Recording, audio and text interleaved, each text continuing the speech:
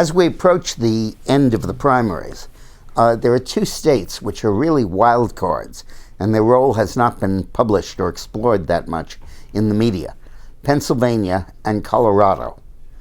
In both of those states, the delegates are going to be elected in Pennsylvania by primaries and in Colorado by caucuses. But they will not be bound to any candidate. They can vote for whoever they want to on the first ballot or the subsequent ballots.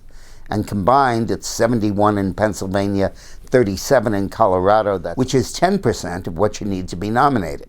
The primaries will start in Pennsylvania on April 26th.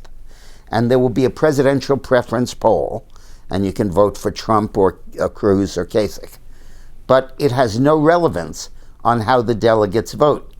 Trump could win the primary, but Kasich or Cruz could get all of the votes.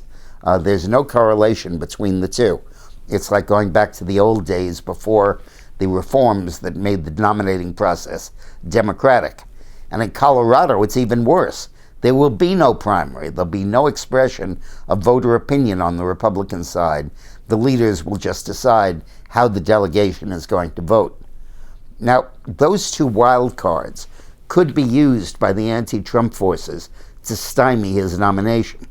And they could be enough, when combined with the votes of maybe a third candidate like Kasich, to put Cruz over the top.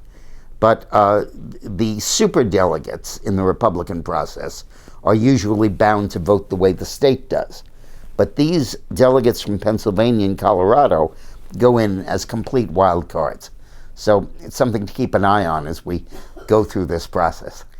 Now, for those of you who are really junkies and really hooked, I have done a podcast that goes state by state by state, primary by primary by primary, and analyzes what's likely to happen in each state and what effect that's going to have on the Republican nominating process.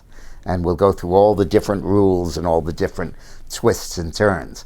So if you want to listen to that, it's about 20 minutes long. Go to dickmorris.com and you'll find it, or click on the link that is adjoining this page, or go to iTunes or to podcast1.com. Thanks very much.